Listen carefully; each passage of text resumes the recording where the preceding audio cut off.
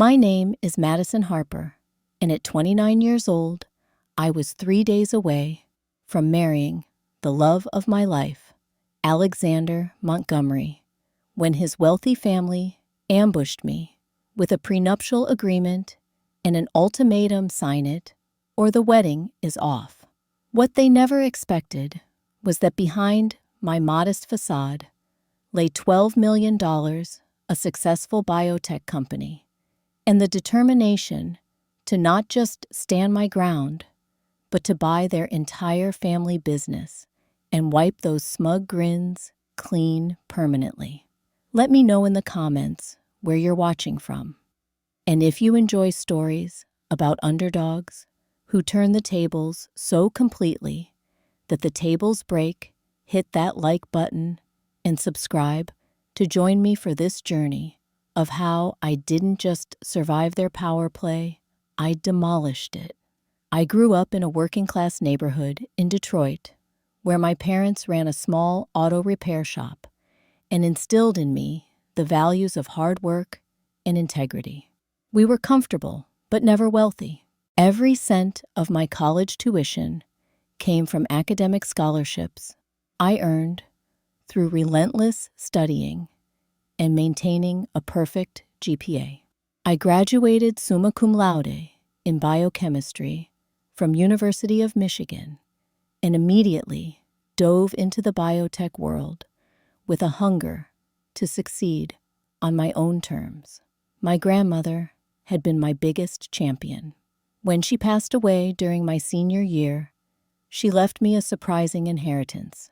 Her modest lifestyle had concealed shrewd investments in pharmaceutical stocks over decades, resulting in an $8 million estate that came to me. I invested most of it wisely and used a portion to fund my biotech startup, focusing on innovative drug delivery systems.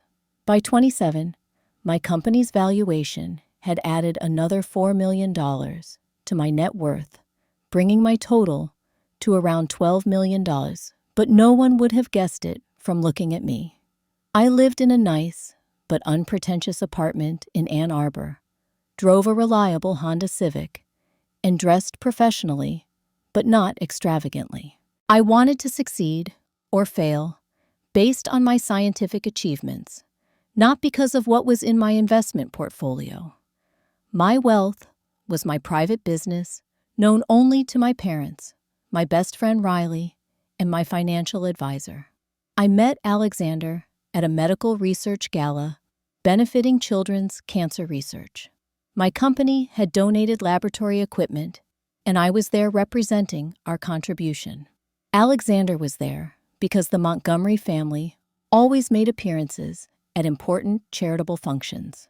He stood out immediately, not just because of his tall frame and striking green eyes, but because, unlike the other trust fund attendees, he seemed genuinely passionate about the cause. Our conversation that night flowed effortlessly, from breakthrough cancer treatments to favorite hiking trails to our shared obsession with craft coffee. When he asked for my number, I gave it without hesitation, despite knowing who his family was. The Montgomerys were Boston old money, with a lineage tracing back to early shipping magnates. Their investment firm, Montgomery and Associates, managed portfolios for half the Fortune 500 companies on the East Coast. They had diversified into real estate, manufacturing, and technology over the generations, building an empire worth hundreds of millions. Our first date was a picnic in Boston Common, where Alexander brought artisanal sandwiches from a local deli and admitted he had researched my company online and was impressed by my innovative work in targeted drug delivery. That was Alexander, all over thorough but genuine.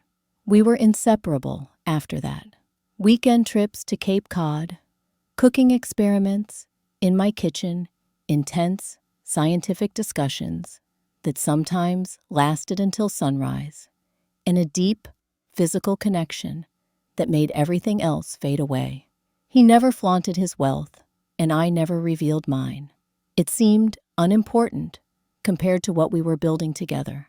He loved that I was passionate about my work and completely independent.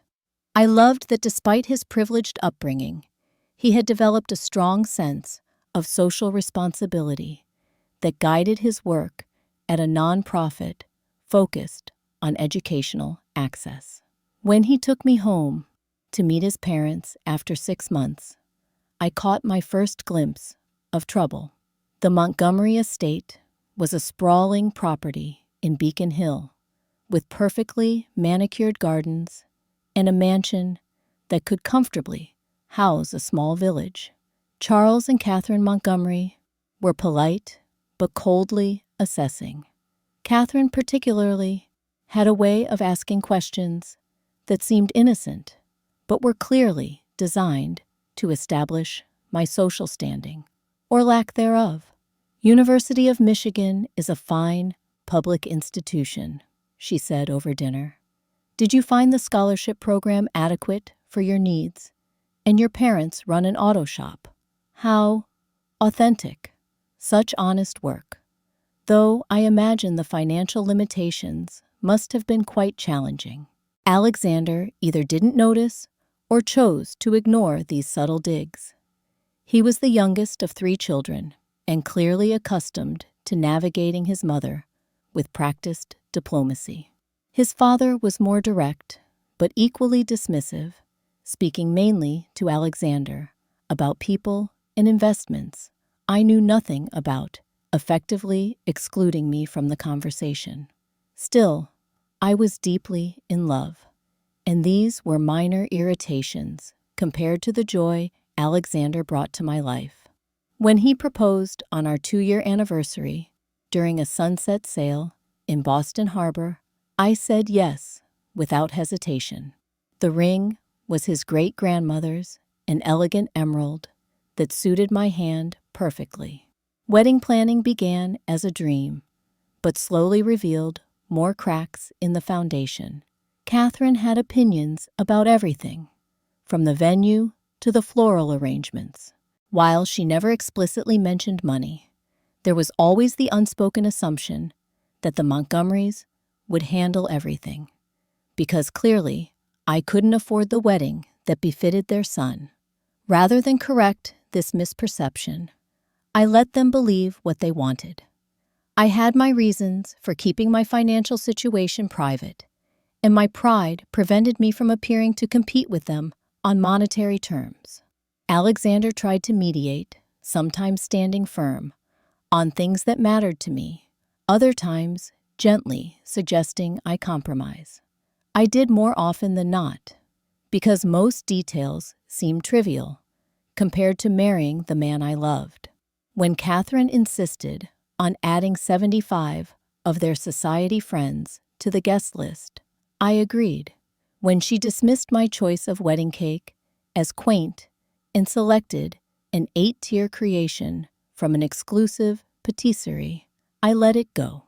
The only thing I insisted on was my dress, a sleek, modern design that made me feel beautiful and confident. Even then, Catherine managed to insinuate that I had chosen it because it was budget-friendly, rather than because it suited me perfectly. As the wedding approached, I felt increasingly like a visitor in my own engagement, but I consoled myself, knowing that once we were married, Alexander and I would build our own life, separate from daily family influence.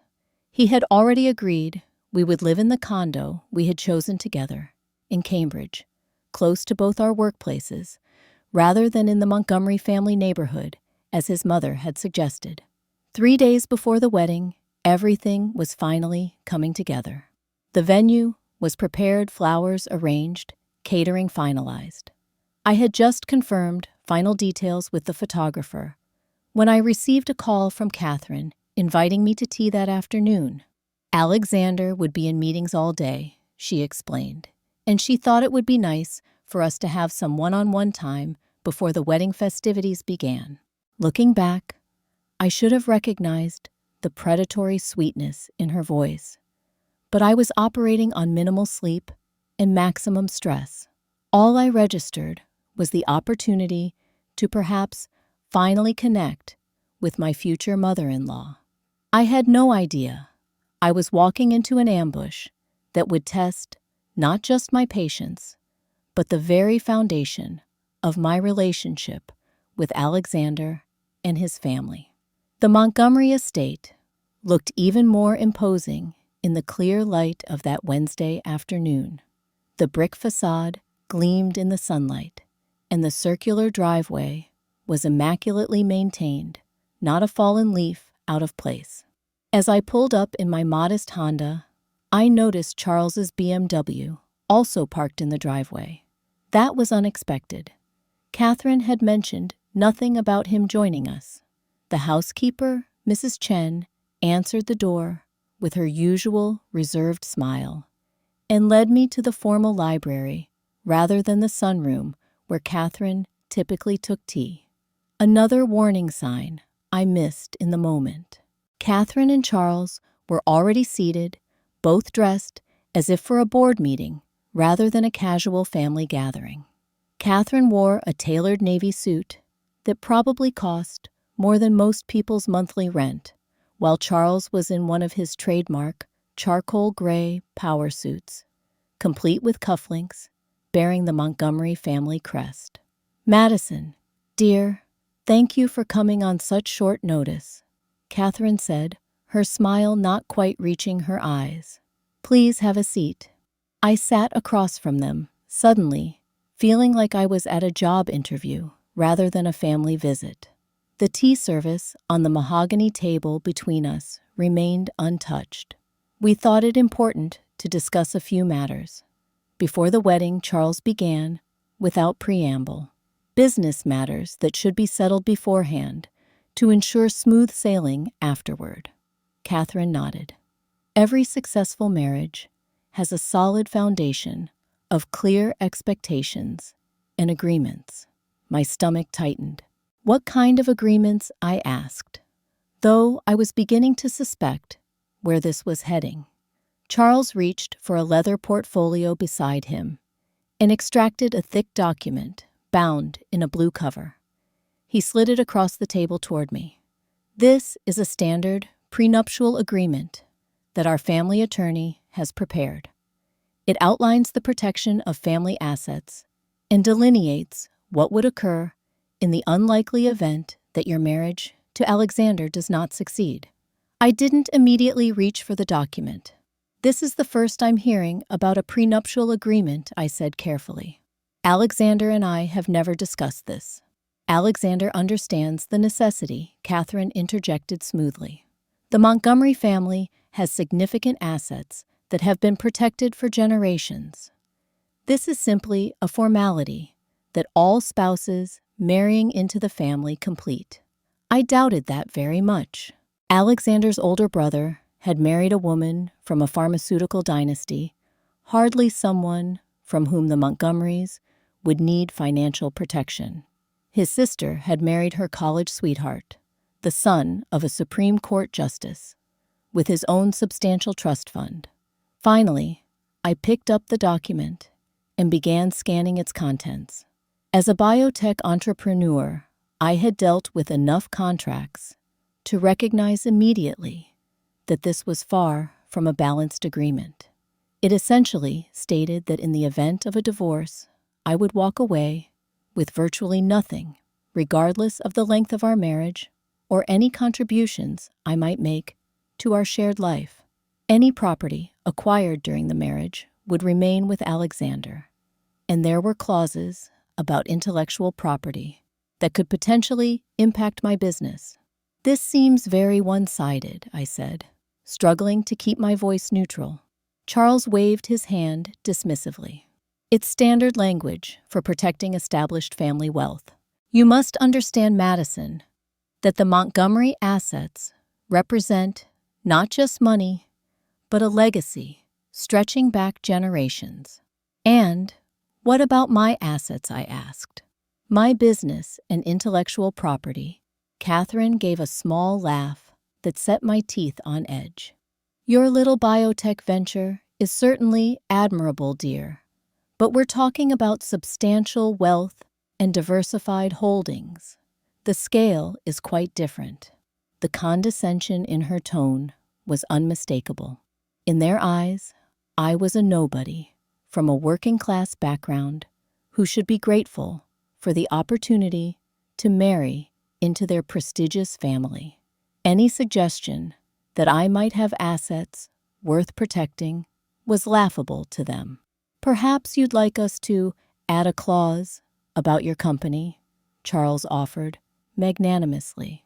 Though, frankly, should you and Alexander divorce, he would likely be generous, regardless of legal obligations. He's always had a soft spot for supporting promising startups. I felt heat rising to my face, but forced myself to remain composed. When does this need to be signed? I asked. Today would be ideal, Catherine said, producing a Mont Blanc pen from her jacket pocket. The wedding is in 3 days, and we'd like this settled well before then. I set the document down carefully. I'd need to have my own lawyer review this first. Charles's eyebrows rose fractionally. Your own lawyer, is that necessary? Our family attorney, who drafted this, is one of the best in Boston. Best for the Montgomery family interests, certainly, I replied. But as you've just pointed out, our interests may not be perfectly aligned in this matter. Catherine's perfectly composed face showed the first crack of annoyance. Madison, this is really quite standard.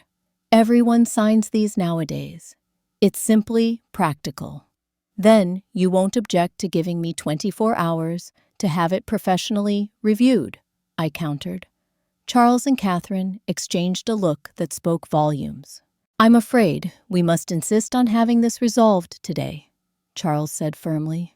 These matters can become complicated if left too long, and with the wedding so close. Are you saying the wedding depends on me signing this document today, without legal advice? I asked, wanting absolute clarity on their position. Catherine's smile returned cold as a Boston winter. What we're saying, dear, is that the Montgomery family has certain non-negotiable expectations for anyone marrying into the family. Alexander understands this. If you truly love him, you'll understand as well. Sign it, or the wedding is off, Charles stated bluntly. That's the bottom line. We've invested considerably in this wedding, but we'll cancel it, if necessary, to protect the family interests. The ultimatum hung in the air between us, like a toxic cloud. I looked from Charles's impassive business face to Catherine's smugly confident expression. They were absolutely certain of their power in this situation. In their minds, I was a nobody, facing the choice between signing away my rights or losing the man I loved and humiliating myself with a canceled wedding. They expected me to cave immediately. I stood up, gathering the prenuptial agreement. I'll need to discuss this with Alexander. Alexander is aware of our position, Catherine said dismissively. He may have been reluctant to broach the subject with you directly, but he understands family obligations. That stung more than anything else they had said. The idea that Alexander knew about this ambush and had allowed it to happen made my chest constrict painfully. Nevertheless, I said, clutching the document, perhaps a bit too tightly, I'll need to speak with him before making any decisions. Charles stood as well, buttoning his suit jacket in a practiced gesture. You have until tomorrow morning, Madison, 9 a.m. We'll expect your signature or your decision to cancel the wedding. We truly hope you'll make the sensible choice, Catherine added, not bothering to stand. Alexander cares for you deeply. It would be a shame to hurt him over a simple formality that protects everyone involved. I nodded stiffly and turned to leave the prenup, feeling like a lead weight in my hands. As I walked out to my car, I heard Catherine's voice drifting from the open window of the library. She'll sign. Where else would she find a match like Alexander? Certainly not in whatever blue-collar circles her parents frequent. Charles's low laugh, in response, was the final turn of the knife. Exactly. Sometimes these middle-class girls need a reality check about their place in the world. I got into my car, placed the prenup on the passenger seat, and managed to drive past the ornate gates of the Montgomery estate before the tears started to fall. The drive home was a blur. Tears streamed down my face as Boston's upscale neighborhoods gave way to the more familiar landscape of Cambridge. I had to pull over twice when the crying made it impossible to see the road clearly. My phone rang 4 times, Alexander's name flashing on the screen, but I let it go to voicemail. I needed to process what had happened before I could talk to him. At a red light, memories flashed through my mind, like scenes from a movie I had somehow starred in without realizing. Catherine commenting on my practical choice of car when I drove it to their house for the first time. Charles asking pointed questions about my business model and then dismissing biotech as a niche market without real scalability. The Christmas dinner where Alexander's brother had asked if I'd be keeping my little lab project going after marriage, as if it were a hobby rather than my passion and livelihood. I had ignored or excused all these moments, believing they were isolated incidents or misunderstandings. Now I saw them as part of a pattern, a consistent underestimation of my worth because I lacked their pedigree and perceived wealth. When I finally reached my apartment, I called the one person I knew would understand. They did what Riley's voice rose with indignation over the phone. 3 days before the wedding. That's beyond tacky. It's straight up manipulative. Riley had been my roommate in college and remained my closest friend.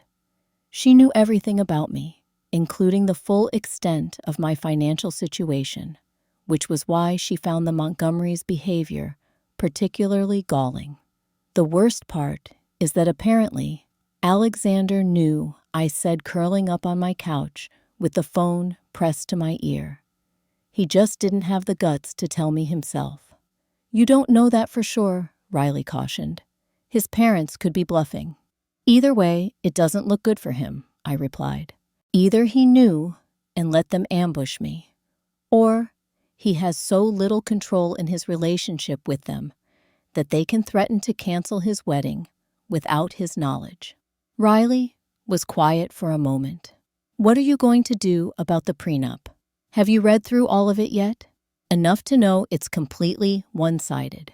They even have clauses that could affect my intellectual property rights to my company's drug delivery patents. Are you serious? That's outrageous. Riley's outrage mirrored my own. You know what you need to do, right? Call Harrison first thing tomorrow. Harrison Mitchell had been my grandmother's attorney and continued to manage my legal affairs. He was shrewd, experienced, and most importantly, completely devoted to protecting my interests. I will, I promised. But first, I need to talk to Alexander. I need to understand where he stands in all this. After hanging up with Riley, I finally gathered the courage to call Alexander back. He answered on the first ring. Madison, thank God. Mom said you left upset. What happened? His concerned tone almost made me falter, but the memory of Catherine's smug face strengthened my resolve. What happened, I said carefully, is that your parents ambushed me with a prenuptial agreement and told me I either sign it by tomorrow morning or the wedding is off. They also implied you were fully aware of this plan. The silence on the other end was damning. Alexander prompted. I didn't know they were going to approach you like that, he finally said, his voice strained. I told them I would discuss it with you myself. So you did know about the prenup. I confirmed, my heart sinking. Madison, try to understand. Every marriage in my family, for generations, has had a prenuptial agreement. It's just how things are done. And you didn't think this was something to mention to me before your parents cornered me 3 days before our wedding." He sighed heavily. "I was going to bring it up. I just kept putting it off because I knew it would upset you. And wedding planning was already stressful enough. So you left it for your parents to handle. Like I'm some problem to be managed. That's not fair, Madison. I was trying to protect you." "Protect me?" I laughed bitterly. "By letting your parents blindside me with an ultimatum, by letting them include clauses that could affect my business.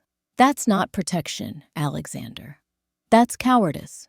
"You're overreacting," he said, his voice taking on the placating tone I'd heard him use with difficult board members. "It's just a standard legal document. Everyone signs them these days." "Have you actually read it?" I challenged.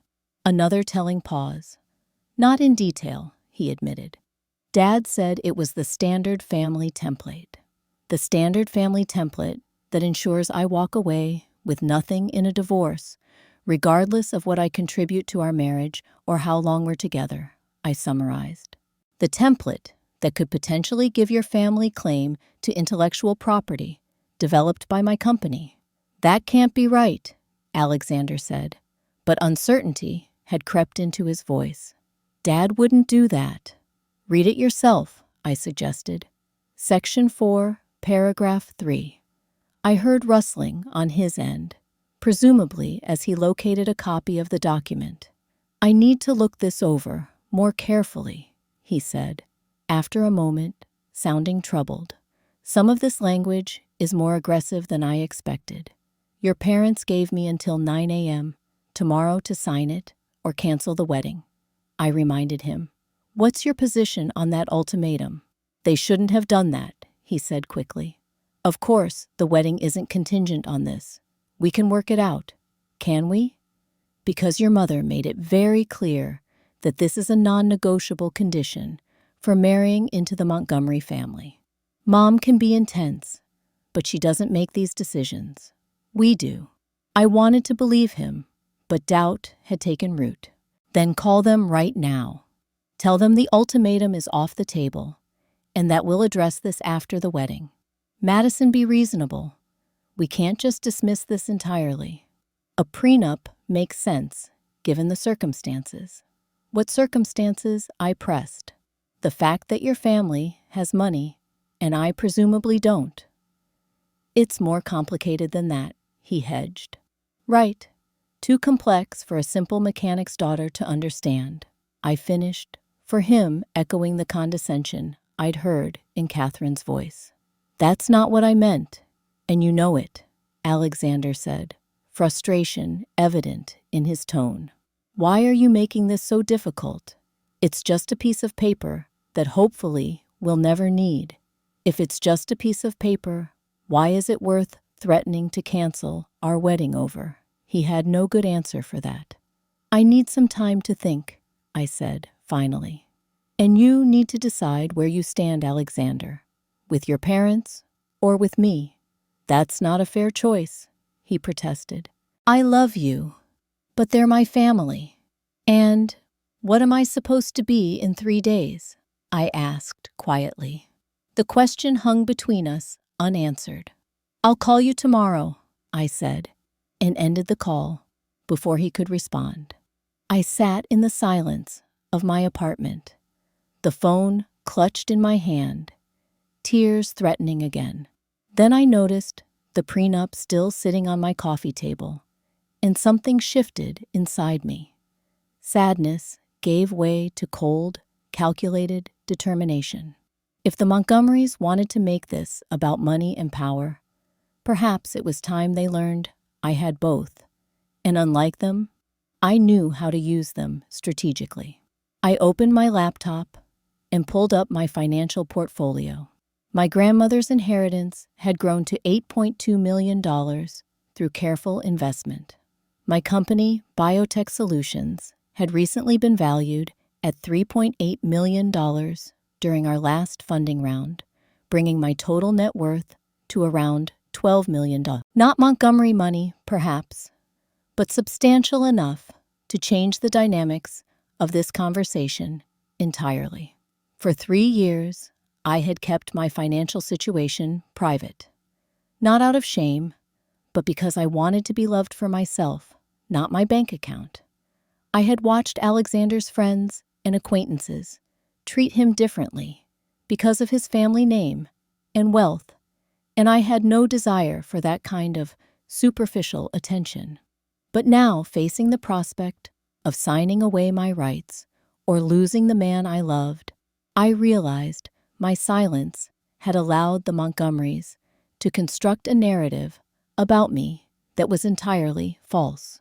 They saw me as a gold digger, reaching above her station, when in reality, I was a successful businesswoman, choosing to share my life with their son as an equal. As this realization crystallized, a plan began to form in my mind, not just to reveal my wealth, but to use it in a way that would permanently shift the power dynamics. I spent the next several hours researching the Montgomery family business empire. What I discovered was fascinating. Montgomery and Associates was indeed successful, but they had recently made some aggressive expansion moves that had stretched their cash flow thin. They'd leveraged significant assets to acquire a chain of luxury hotels, and while the investment showed promise, it had left them more vulnerable than their public image suggested. More interesting still, I discovered that they had been quietly shopping for additional investors to help consolidate their debt and fund the next phase of their expansion. The investment amount they were seeking, exactly $15 million. A slow smile spread across my face as the pieces of my plan fell into place. I sent a quick text to Harrison. Need urgent meeting tomorrow morning at 7 a.m. Prenup situation, plus major business opportunity. We'll explain in person. His response came quickly. We'll be at your office at 7 sharp. Bring all documents. I slept better that night than I had in weeks. By morning, I knew exactly what I was going to do. At 6:45 the next morning, I was already at my downtown office, reviewing not just the prenuptial agreement, but also the Montgomery and Associates investment prospectus I had managed to obtain through my financial advisor's network. I had dressed deliberately in one of my power outfits, a tailored black suit that projected confidence and authority. My hair was pulled back in a sleek bun, and I wore the diamond earrings my grandmother had given me for my college graduation, a reminder of where I came from and the values that had guided me to success. Harrison arrived precisely at 7, immaculate, as always, in his bespoke suit, silver hair, perfectly combed, carrying his weathered leather briefcase that had seen decades of legal battles. At 74, he was still one of the sharpest attorneys in Boston, with a reputation for being ruthlessly effective while maintaining impeccable ethics. "Good morning, Madison," he greeted me, setting his briefcase on my conference table.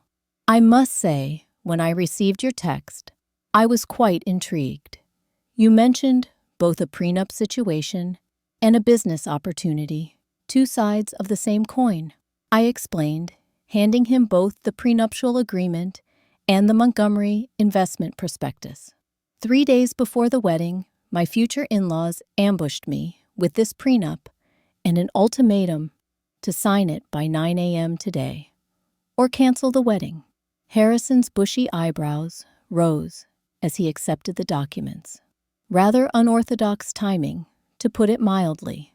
Read both documents, I urged, particularly the prenup section on asset division and the investment opportunity Montgomery and Associates is currently pursuing. He put on his reading glasses and began scanning both documents, his expression growing increasingly thoughtful as he progressed. After about 20 minutes of careful reading, he set them down and removed his glasses. "This prenuptial agreement is outrageously one-sided, he stated flatly. And this investment prospectus, they're seeking exactly the type of capital infusion that your liquid assets could provide. A slow smile spread across Harrison's face, the kind that had likely struck fear into opposing counsel for decades. My dear, are you thinking what I think you're thinking? That depends, I said, matching his smile. Are you thinking about acquiring a controlling interest in their family business? The very thought, he chuckled a deep, rumbling sound that conveyed genuine amusement. How poetic. They want you to sign away your rights to their assets while simultaneously needing your assets to save their business. Harrison opened his briefcase and extracted a legal pad. Let's be clear about the mechanics. You have approximately $12 million in liquid and semi-liquid assets. They're seeking $15 million, but given their cash flow situation, they might accept a lower amount for a larger equity stake. I nodded. What kind of controlling interest could I realistically acquire? Based on their current valuation and debt structure, Harrison did some quick calculations. With $10 million, you could potentially acquire a 40 to 50% stake, possibly more, if their situation is more desperate than the prospectus indicates. And the timing.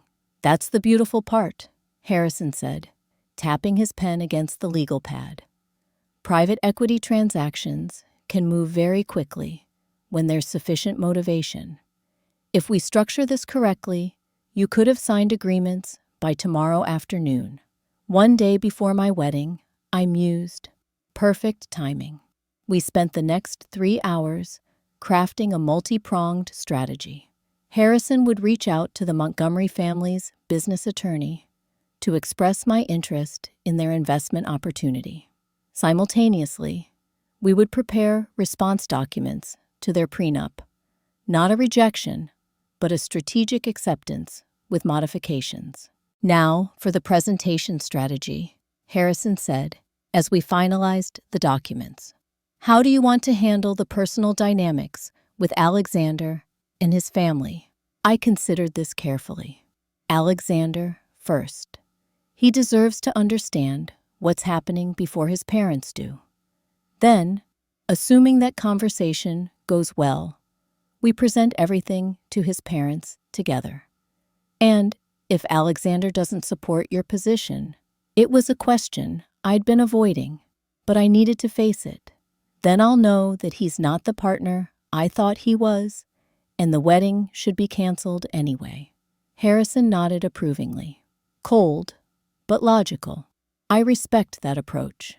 By the time Harrison left at 11:30, I felt prepared and confident. I had a solid plan supporting documentation and, most importantly, the financial firepower to completely flip the power dynamic. After Harrison departed, I called Alexander. We need to talk. Meet me at Legal Seafoods at 1 p.m. Just the two of us. His response came quickly. I'll be there. I love you. Those 3 words brought a complex mix of emotions. Despite everything, I still believed he meant them. The question was whether love alone would be enough to weather the storm I was about to unleash. Legal Seafoods was one of our favorite restaurants, an upscale but comfortable place where we'd had many important conversations. The familiar setting felt right for what would likely be the most crucial discussion of our relationship. I arrived a few minutes early and requested a quiet corner table. The hostess, who knew us as regulars, led me to a secluded spot near the back, well away from other diners, perfect for what would definitely be an intense conversation. Alexander arrived precisely at 1 looking haggard. His usually impeccable appearance was slightly rumpled, his tie askew, dark circles under his eyes, suggesting he'd slept as poorly as I had. When he saw me, relief washed over his face. Madison, he said, sliding into the seat across from me. "Thank you for meeting me. I've been worried sick since our call last night." I studied him carefully, searching for signs of the man I'd fallen in love with, rather than the Montgomery heir who'd allowed his parents to ambush me. "I almost didn't come," I admitted. "Your parents put me in an impossible position." He reached for my hand across the table. "I know, and I'm so sorry. I spoke with them last night after we talked. It didn't go well. That caught my attention." "What happened?" "I told them their ultimatum was unacceptable, and that if anyone was going to cancel the wedding over this, it would be me, not them." A flicker of hope ignited in my chest. "And how did they respond?" Alexander sighed heavily. "Dad said I was being naive and emotional. Mom cried and accused me of choosing an outsider over family. It was the same manipulation they've used my entire life." "Did it work?" I asked pointedly. He met my eyes directly. "No, not this time. I told them either they withdraw the ultimatum or I would personally call every wedding guest tonight and explain exactly why the ceremony was canceled." Despite everything, I felt a surge of pride in him. "That must have been difficult." "It was terrifying," he admitted with a rueful smile, "but also strangely liberating. For the first time in my life, I walked out of that house without conceding to their demands." The waiter approached, and we both ordered just drinks, neither of us having much appetite. When we were alone again, Alexander continued.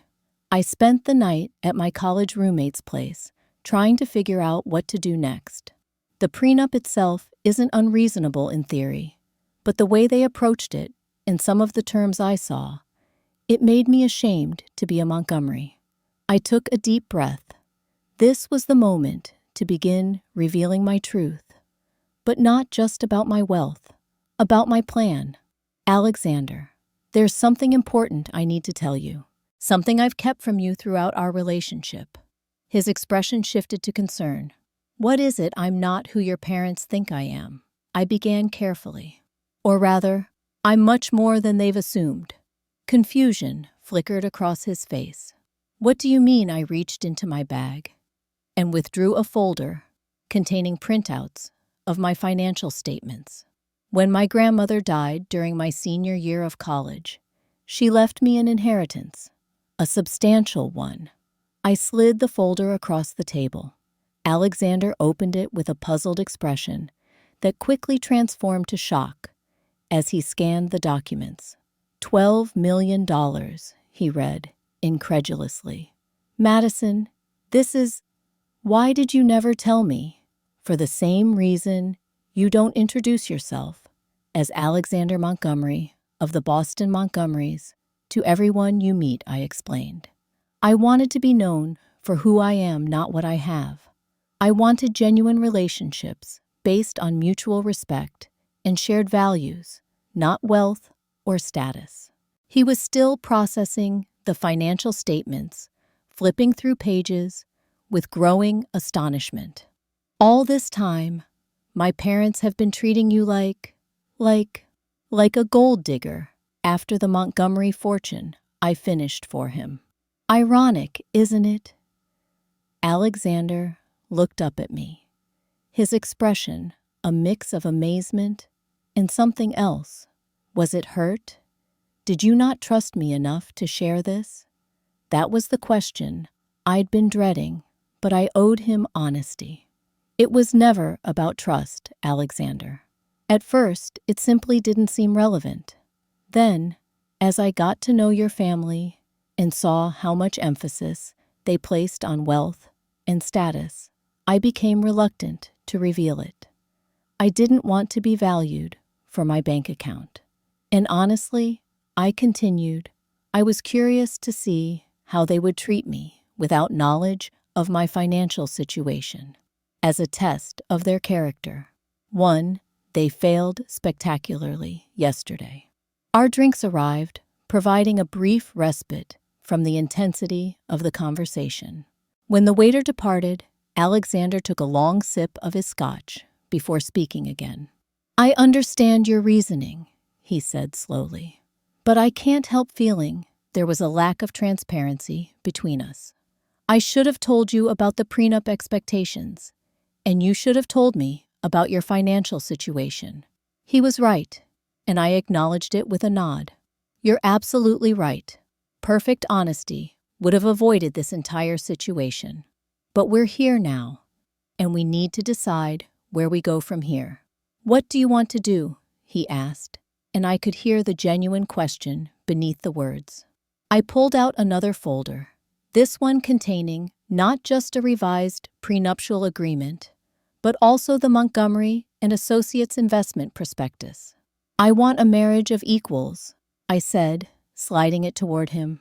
"I want a partnership where we both protect what we've built individually while committing to build something greater together."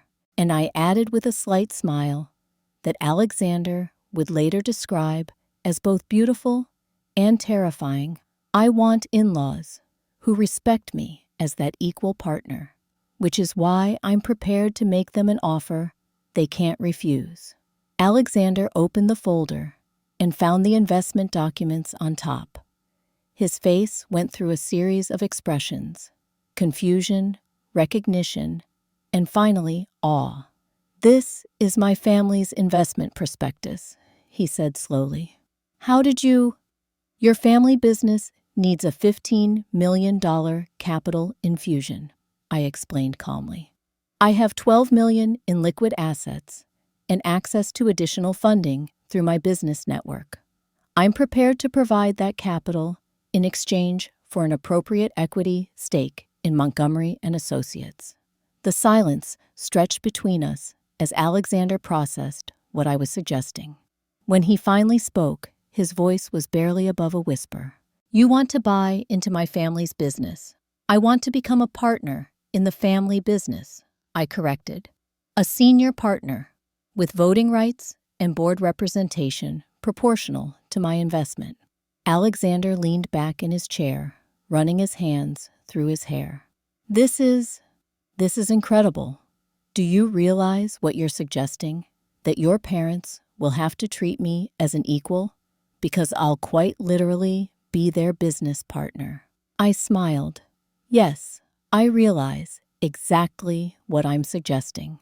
And the prenup I flipped to the next document in the folder. "I'll sign it, exactly as written." His eyebrows shot up. "Madison, you can't. It's completely unfair." "It's completely irrelevant," I corrected, "because by the time we're married tomorrow night, I'll own a controlling interest in the Montgomery family business. The prenup protects their assets, but I'll be a majority owner of those assets." Understanding dawned in Alexander's eyes, followed by something that looked like admiration mixed with a touch of fear. "You're not just leveling the playing field. You're taking control of the entire game. I'm claiming my rightful place as an equal partner in this family," I said firmly.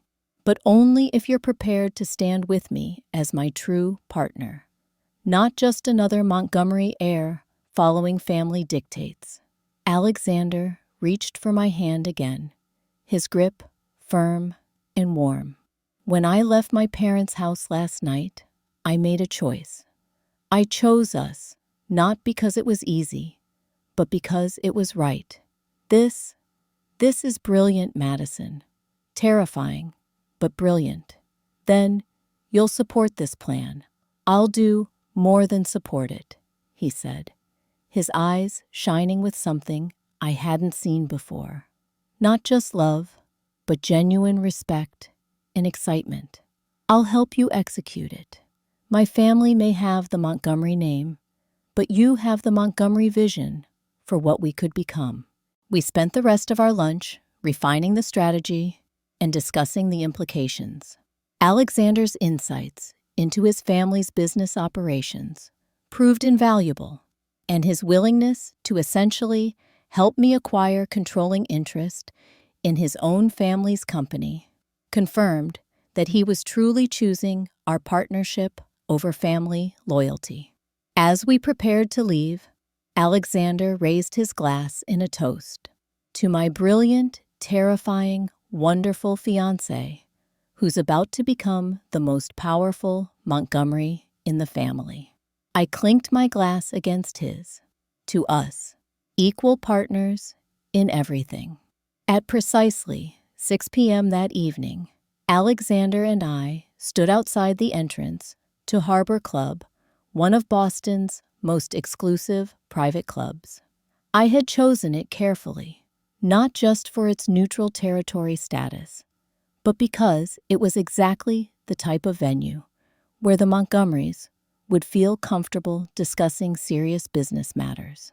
I wore a navy blue designer dress that Alexander had helped me select, paired with my grandmother's diamond necklace. The overall effect was elegant, authoritative, and expensive enough to signal that I belonged in these circles. Alexander wore his best charcoal suit in the confidence of a man who had finally found his backbone. We were escorted to a private dining room that overlooked Boston Harbor. The view was spectacular, with the city lights beginning to twinkle as evening fell. The setting sun painted the water in shades of gold and crimson, a fitting backdrop for what would be either a beautiful new beginning or a spectacular ending. Charles and Catherine Montgomery arrived exactly 15 minutes late, as predicted. Charles was in full power mode in a navy suit that probably cost more than most people's monthly salaries.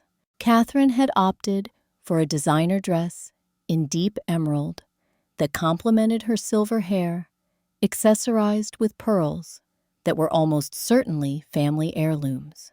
"Alexander, darling," Catherine said, air-kissing her son's cheeks while barely acknowledging my presence. "What a lovely venue, though I'm not entirely sure why we needed this formal setting for a simple signature." Charles nodded curtly in my direction. "Madison, I trust you've come to a sensible decision. 9 a.m. has come and gone, but we're willing to be flexible given the circumstances. Please have a seat," I said, gesturing to the chairs across from where Alexander and I were already positioned. "We have much to discuss." Something in my tone must have alerted Catherine that this wouldn't be the simple capitulation she expected. Her eyes narrowed slightly as she took her seat, arranging herself with practiced elegance. "We've reviewed your prenuptial agreement," Alexander began, his voice steady and professional, "and Madison has made her decision." Charles's eyebrows rose expectantly. "Excellent. I assume you've brought the signed documents." I placed my leather portfolio on the table, opening it to reveal the signed prenuptial agreement on top. "I've signed your prenup," I said calmly, "exactly as written." Relief washed over Catherine's face. "Wonderful. I knew you'd see reason. This is really the best outcome for everyone involved." "I agree completely," I said, maintaining my calm demeanor, "which is why I've also signed these." I removed the signed prenup to reveal the Montgomery and Associates investment documents underneath. Charles leaned forward, his business instincts immediately recognizing legal paperwork when he saw it. "What are these?" he asked, though his tone suggested he was beginning to suspect. "Investment agreements," I replied, matter-of-factly. "I understand Montgomery and Associates is seeking $15 million in additional capital for your hotel acquisition consolidation. I'm prepared to provide $12 million immediately, with access to an additional $5 million through my investment network." The shock that registered on both their faces was even more satisfying than I had imagined. Catherine recovered first, though her voice was strained. "I don't understand. How could you possibly have access to that kind of capital?" I extracted my financial statements from the portfolio and placed them on top of the investment agreements. "My current net worth is approximately $12 million, $8.2 million in diversified investments from my grandmother's estate and $3.8 million in the form of my company's current valuation. Charles was already reaching for the documents, his lawyer's mind quickly shifting into analytical mode. Catherine sat in stunned silence, her face cycling through various shades of pale.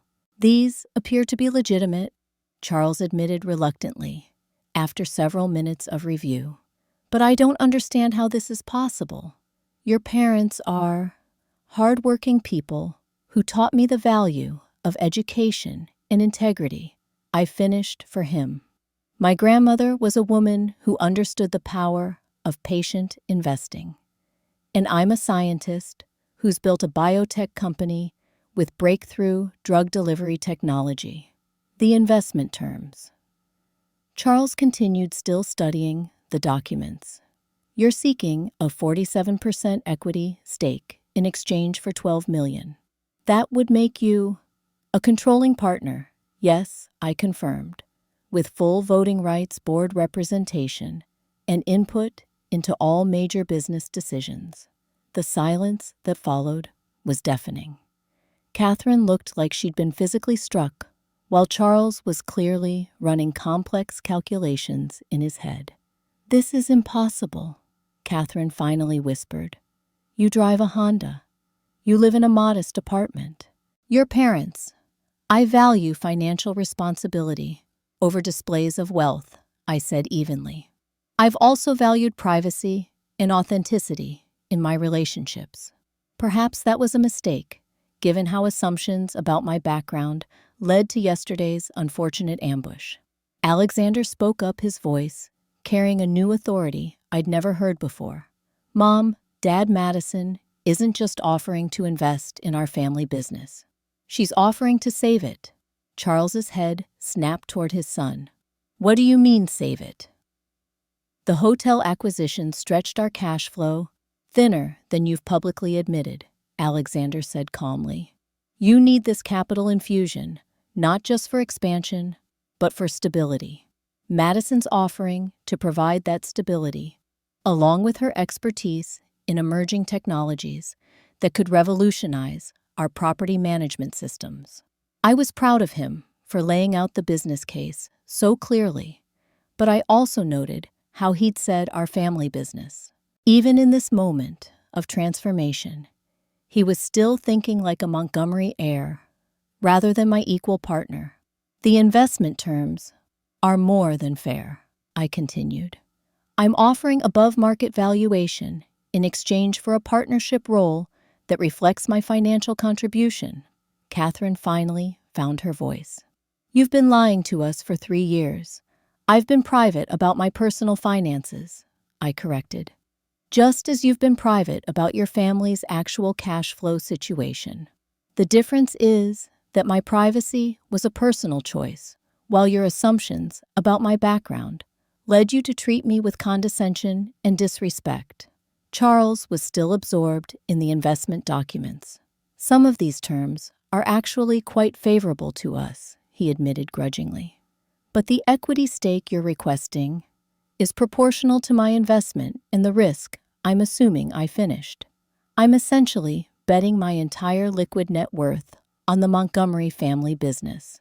And if we decline your offer, Catherine asked, though her voice lacked its usual imperious quality, then you'll need to find another investor willing to provide $15 million on favorable terms, I replied. In your current market position, with your debt-to-equity ratio that could take months you don't have. Meanwhile, I'll still be marrying Alexander tomorrow, with the prenup signed exactly as you requested. The implications were clear. With or without their cooperation, I was becoming part of the Montgomery family. But my investment would determine whether I became a daughter-in-law they could continue to marginalize, or a business partner they would have to respect. Charles set down the documents and looked directly at me for the first time since I'd known him. You've proven yourself a formidable negotiator, Madison. I may have significantly underestimated your qualifications. It wasn't quite an apology, but from Charles Montgomery, it was practically a mea culpa.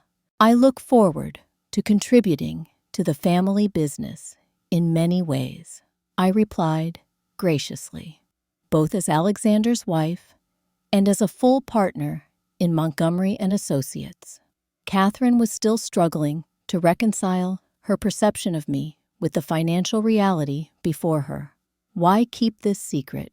We could have. Things could have been different. Could they have been? I asked gently.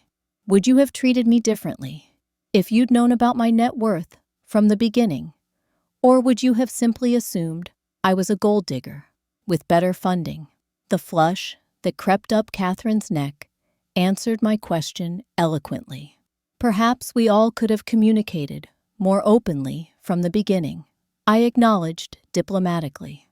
Moving forward, I hope we can build a relationship based on mutual respect and shared business interests. The waiter entered to take our dinner orders, but by unspoken agreement, we all declined. The business at hand was far more pressing than food. Charles cleared his throat. We'll need to have our attorneys review these investment agreements, of course. Of course, I agreed. Harrison Mitchell will be available to discuss terms with your legal team tomorrow morning. The goal is to have everything finalized by tomorrow afternoon. Before the wedding, Alexander added, and I heard the pride in his voice. Catherine looked between Alexander and me, finally seeming to grasp the full scope of what was happening. You planned this together. We're partners, Alexander replied simply. In everything. As we prepared to leave, Charles extended his hand to me, not the grudging gesture from our previous meeting, but a firm business handshake between equals. Welcome to the family business, Madison, he said, and for the first time there was genuine respect in his voice. Catherine's farewell was more subdued, but she managed a small smile. I look forward to learning more about your business expertise. It wasn't warmth, but it was progress. Once they had departed, Alexander pulled me into his arms, right there in the private dining room. You were magnificent, he whispered against my hair. Absolutely magnificent. We were magnificent, I corrected him, leaning back to meet his eyes. Together. He smiled a genuine smile, untainted by family politics or prenuptial stress. Tomorrow night, I'm not just marrying the woman I love. I'm marrying the CEO of Montgomery and Associates. Co-CEO, I corrected with a grin. We're partners, remember? The next morning brought a flurry of legal activity. Harrison worked with the Montgomery family attorneys to finalize the investment agreements while I handled the financial transfers and paperwork. By noon, the documents were signed, the funds transferred, and I officially owned 47% of Montgomery and Associates. Alexander called me just after the final signatures were completed. How does it feel to be a Montgomery business owner? He asked. Like justice, I replied honestly. Sweet, profitable justice. 2 hours later, I stood in the bridal suite at the Harbor Hotel, wearing the sleek, modern wedding dress I had chosen months ago. The prenuptial agreement was signed and filed exactly as the Montgomerys had demanded. But now, it protected assets that I partially owned. Riley was adjusting my veil, her eyes bright with excitement. You look incredible, Madison, and not just because of this amazing dress. You're glowing with power. Confidence, my mother corrected, from where she was arranging my train. My daughter stopped hiding her light under a bushel. She was right. The past week had transformed me in fundamental ways, standing up to the Montgomerys, revealing my true financial position, and executing a strategic business acquisition had lifted a weight I hadn't fully recognized was there. For 3 years, I had carefully managed perceptions, worried about how my wealth might change relationships. The irony that this fear had led to exactly the type of judgment I'd hoped to avoid was not lost on me. There was a soft knock at the door, and to my surprise, Catherine Montgomery entered. She had foregone her usual intimidating elegance for a softer, more maternal look in dusty rose that complemented rather than competed with my bridal ensemble. "May I have a moment alone with Madison?" she asked, her voice lacking its usual commanding tone. My mother and Riley exchanged glances before nodding and stepping out, leaving me face to face with my soon-to-be mother-in-law and new business partner. Catherine approached, slowly taking in my appearance with an expression I couldn't quite read. "You make a beautiful bride," she said finally. "Thank you," I replied, uncertain where this conversation was heading. She fingered the delicate beading on my dress sleeve, a surprisingly vulnerable gesture from a woman who usually calculated her every move. "I owe you more than an apology, Madison. I owe you an acknowledgement of my failure as a mother-in-law and as a business leader." That was unexpected. Catherine Montgomery didn't strike me as someone familiar with admissions of failure. "My behavior was inexcusable," she continued. "Not just the prenuptial agreement ambush, but the months of subtle condescension and judgment before that. I made assumptions based on surface factors and never bothered to see the brilliant businesswoman my son loves." The sincerity in her voice was unmistakable. "That takes courage to admit," I acknowledged. A small, rueful smile touched her lips. "The Montgomerys aren't known for admitting mistakes. It's a family trait I hope you and Alexander will improve upon in the next generation."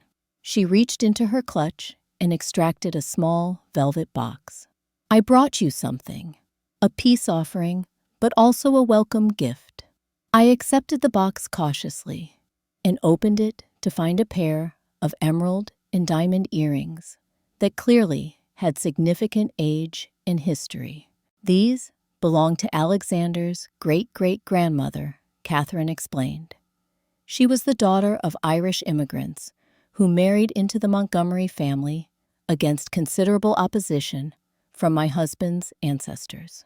She went on to save the family business during the 1929 crash through sheer determination and financial acumen that the men in the family lacked." The parallels were obvious, and I was touched by both the gesture and its symbolic meaning. "They're beautiful," I said sincerely. "Thank you for sharing this history with me. Perhaps you'd consider wearing them today," Catherine suggested. "Something old and something blue, as they say." I nodded, removing my diamond studs and allowing Catherine to help me put on the emerald ones. It was a small moment of connection, a tentative bridge across the chasm that had separated us. "Alexander loves you deeply," she said, as she stepped back to regard me. "Your business acumen and financial success aside, that should have been enough for me from the beginning. I hope you can forgive my failure to see that. I think we've both learned something about assumptions and first impressions," I replied diplomatically. "Moving forward as business partners should give us plenty of opportunities to build a better relationship." She nodded, composing herself with visible effort.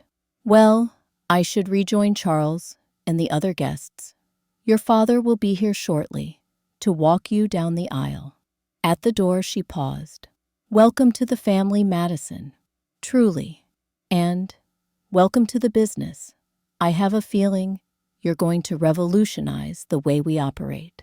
After she left, I studied my reflection in the mirror.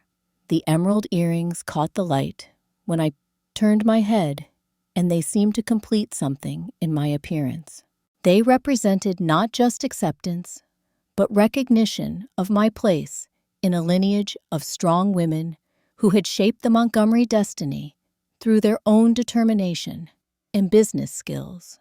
My father arrived minutes later, his eyes growing misty when he saw me. "My brilliant girl," he said, embracing me carefully to avoid disturbing my dress. "Ready to start this new chapter, More than ready to, I assured him. Ready to be an equal partner in everything. The ceremony was everything I had hoped for, and more. When Alexander saw me walking down the aisle, the love and admiration shining in his eyes made all the stress and conflict of the past week fade away. Our vows were traditional, but spoken with a depth of meaning that moved many to tears, including, surprisingly, Catherine. At the reception, I noticed immediate and dramatic shifts in how the Montgomery family and friends interacted with me. Gone was any trace of condescension, replaced by genuine interest and respect that bordered on deference. Charles introduced me to his business associates with obvious pride, emphasizing both my entrepreneurial success and my new role in the family business. Catherine made a point of seating me next to her oldest friend, a federal judge, whose approval clearly mattered to her. Amazing what 47% ownership can do for one's social standing, Alexander murmured in my ear as we shared our first dance as husband and wife. It's not about the ownership percentage, I replied with a smile. It's about demanding respect and being willing to earn it through achievement rather than birthright. Perhaps a bit of both, he acknowledged. Either way, I've never been prouder to call you my wife or my business partner. Our honeymoon in Tuscany was a blissful escape from family dynamics and corporate negotiations. For 2 weeks, we were simply Alexander and Madison, two people in love exploring vineyard-covered hills and medieval villages. We talked about the future, about building our life together as true partners, and about the changes we wanted to implement in the family business. I have some ideas about expanding into sustainable technology, I mentioned one evening as we sat on our villa's terrace, watching the sunset paint the landscape in shades of gold and crimson. Tell me, Alexander said, settling back with his wine. Renewable energy systems for the hotel properties. Smart building technology to optimize efficiency. Maybe even developing some proprietary solutions through my biotech connections. His eyes lit up with genuine excitement. You're not just thinking about being a co-owner. You're thinking about transforming the entire business model. Why settle for evolution when you can lead revolution? I smiled. The Montgomery name has always been associated with innovation. It's time to prove that in the 21st century. 6 months later, those conversations had become reality. As co-CEO of Montgomery and Associates, I had initiated 3 major innovation projects that were already showing promising returns. Richard, who had initially resented my interference, was now singing my praises to anyone who would listen. After my sustainable technology initiatives had reduced operating costs by 18% across the hotel portfolio, Catherine had surprised everyone, including herself, by becoming one of my strongest allies on the board. Her generational knowledge of the business, combined with my fresh perspective and technological expertise, created a powerful partnership that was driving the company to new heights. Most importantly, Alexander and I had established our own family rhythms, independent of Montgomery expectations. We had bought a beautiful brownstone in Back Bay that we had renovated together, creating a home that reflected both our backgrounds and our shared vision. We made financial decisions as a team, each contributing our expertise, neither dominating the other. The prenuptial agreement that had caused such turmoil remained locked in our safe deposit box, hopefully never to be needed. Its true value had been in forcing us to confront issues that might otherwise have festered beneath the surface for years. The crisis had strengthened our foundation in ways that smooth sailing never could have.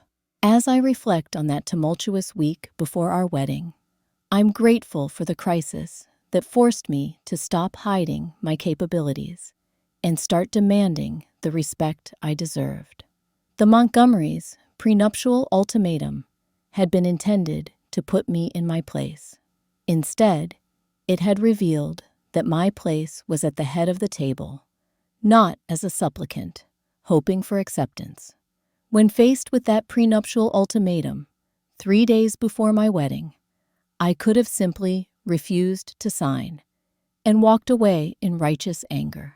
I could have revealed my wealth and negotiated a more balanced agreement.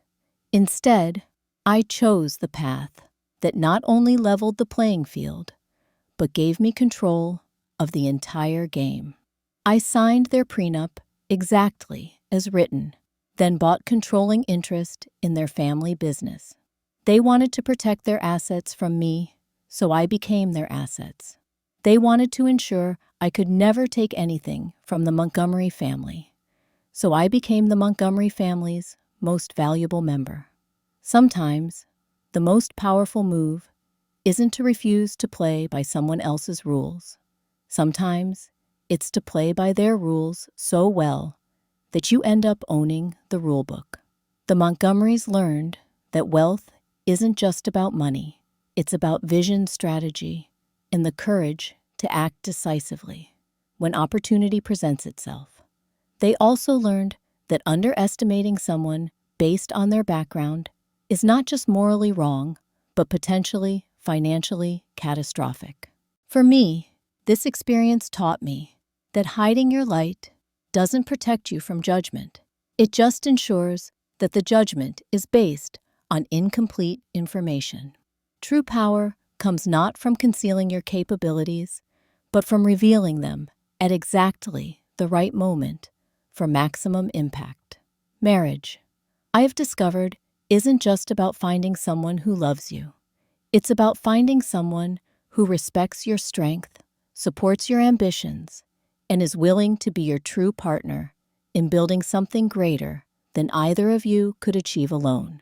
Have you ever turned the tables so completely on people who underestimated you that you ended up owning the very thing they were trying to protect from you? Did you find a way to not just stand your ground, but to claim the entire battlefield? Share your story in the comments below. And if this tale of strategic triumph resonated with you, please like this video, subscribe for more stories of people who refused to accept anyone else's definition of their worth, and share this with someone who needs encouragement to stop hiding their power and start wielding it.